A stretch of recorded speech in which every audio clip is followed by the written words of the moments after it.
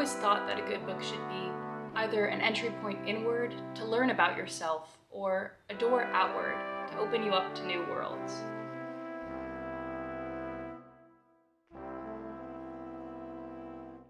Hi friends, and welcome to the Cozy Chaotic, my cozy corner of the internet and literal corner of my apartment.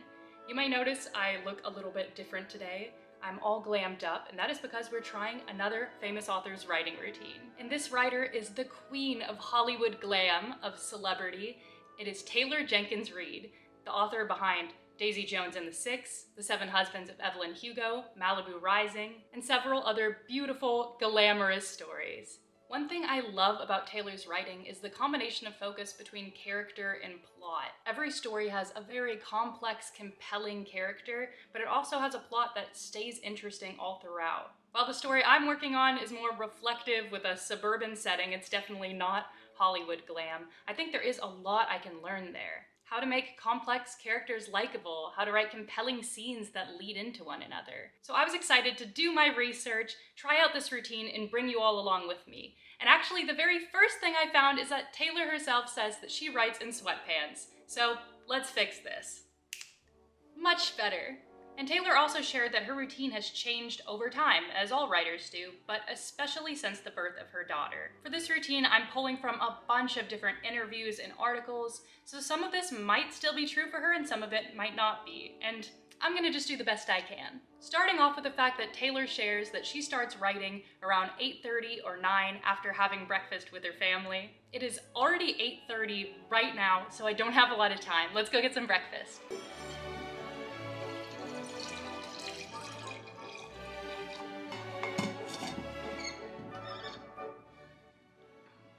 Okay, so don't judge me for this, but when I said I'm gonna make breakfast, I really meant I'm gonna eat some frozen Uncrustable peanut butter and jelly sandwiches. I can't find anywhere online what Taylor would have for breakfast, and frankly, this is easy, so I'm gonna do this. And while I do it, I'm gonna tell you a little bit about Taylor Jenkins Reid's background.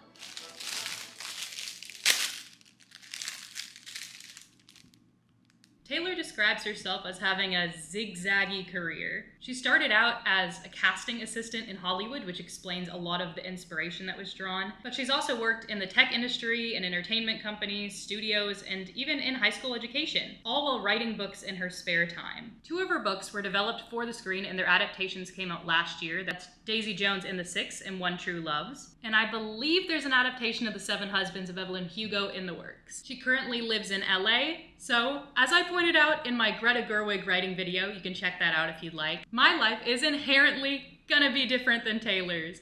I don't have a kid. I'm not in LA. I'm not gonna be doing everything to an absolute T. But there are things I'm gonna be taking away from her process, and part of that is that she describes herself as very regimented. When she's writing a story, she has an idea, she has the ending and the beginning already mapped out, but what's in between, what happens in the middle, she doesn't have worked out yet. She decides she's gonna write a set amount of words every single day, no matter how long that takes her. So if it takes her just a couple of hours, she'll have a lot of free time. If it doesn't, then she'll write all day. Since I am a pretty slow writer, admittedly, I'm picking a relatively low word count. I don't know, it's hard to compare, but I'm gonna do 3,000 words today. And I'm going to be very serious with this self-imposed deadline. Never misses. Now, when asked about journaling, Taylor shared that not only does she have one notebook, she has multiple. She has one that contains her to-do list, her daily tasks, and then she has one for each project that she uses for research notes, different things she's thinking about, and plot lines. And lucky for me, I do something pretty similar. This is my current planner. It's the ADHD planner. So it very much helps you prioritize different tasks. It has a lot of space for adding your thoughts, adding notes, listing accomplishments. It's very focused on psychological motivators. So as Taylor would, I'm going to create my to-do list. And then I also have this one. This notebook is actually my second for the story I've been writing. It's probably just because I've been working on this project for so long and it has changed so much. But I use it for my outlines. It also contains character breakdowns, different research. Any writing classes I take, I keep my notes in here. And also any industry-specific things I'm thinking about. June. Since I know so many of you are also writing books or also in revisions, I was thinking about doing a video specifically about my revision process and breaking down in my research journal, so if that's something you'd like, let me know in the comments. But I love that Taylor does something similar because I think it's a really organized way of looking at a very disorganized process. As writers, so much of our writing is not just what's on the page, it's also all the work that goes behind it. So these are great for that, and I'm gonna fill out my to-do list.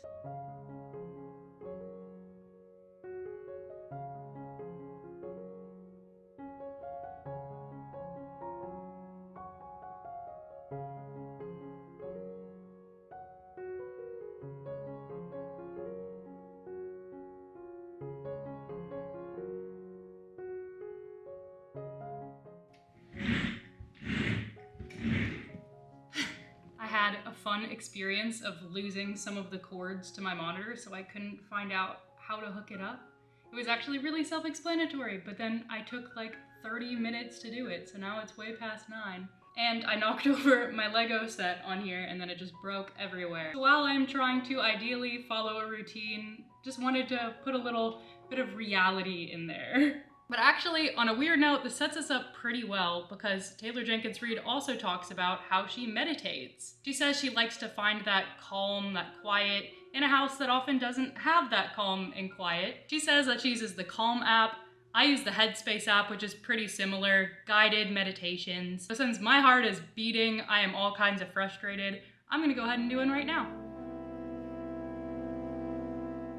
Hi, and welcome to the Headspace Creative Writing Exercise. Very busy, caught up with all the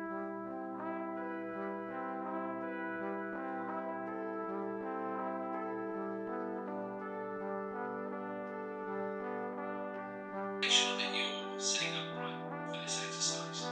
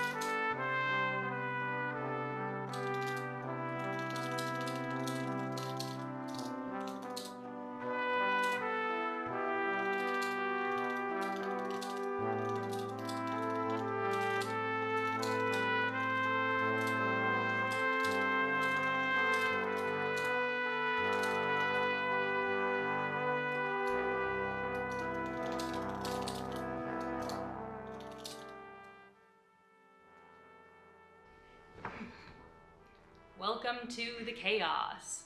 That was a really productive writing session. From what I've seen, Taylor hasn't talked much about how she handles breaks, but I need one. One thing she does talk about though is that she drinks iced tea while writing.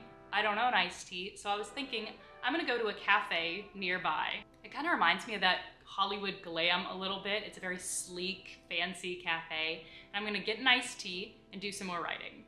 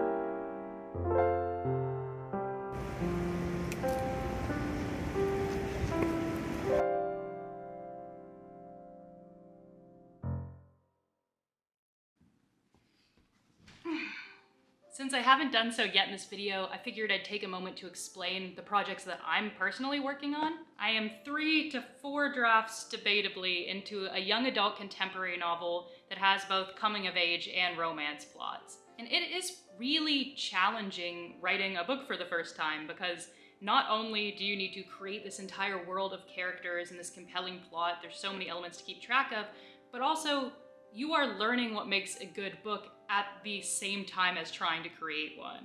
I've been a big reader my whole life, but I didn't necessarily look at it as analytically as I am now. I have written so many words that are horrible and revised them so many times just to realize I liked it better before. You're also trying to learn how you personally work best and make the time to write.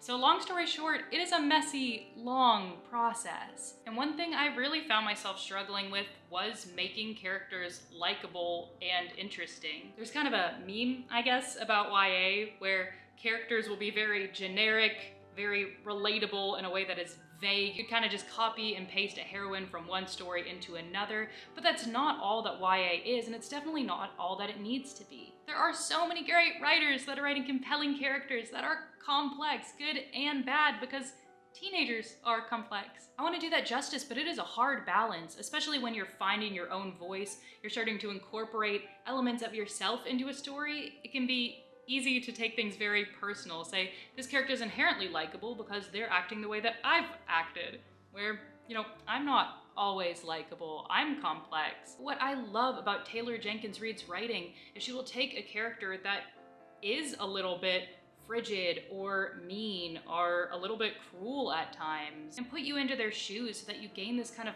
love and respect for the character. She gave this advice for flawed characters that I think really encapsulates that. I strive for putting a person on the page who feels like they could be one of us out in the world. And from there, I end up with some sort of balance between flaws and likability. So my advice for anyone building a character is to ask yourself what traits this person absolutely must have, and then what other traits can you add to balance the person out. For me, I know that my main character absolutely must be smart, at least academically, because that's kind of a cornerstone of the plot. She's a gifted kid, and she also needs to be struggling with that identity. I think these things can both lend to making her likable, but then on the other side of the coin, she can be self-centered and a little bit judgmental at times because of both her conditioning and the way she's really focusing on her own self-growth. She might not always be aware of how her actions are impacting other people. These are things I'm really trying to keep in mind. So I'm gonna take some time, make a writing exercise-ish out of this all, ask myself what my characters absolutely need to have trait-wise, and what else I can add that makes sense to build the character out, make them more well-rounded.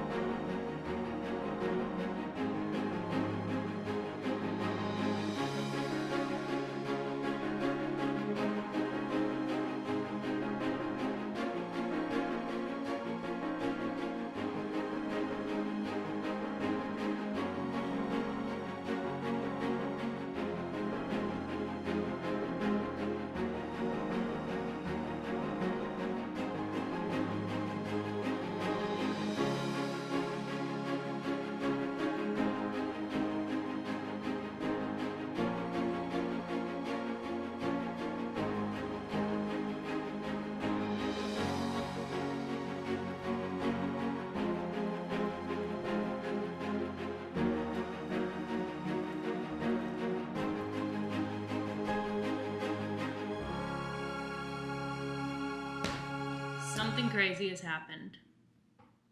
And by crazy, I mean expected, but earlier than expected. I hit 3,000 words. Like I said, I am a slow writer, and I didn't write like way faster this time around. Admittedly, this is not my first draft, so those 3,000 words also counted carrying over bits and pieces from pre-existing drafts.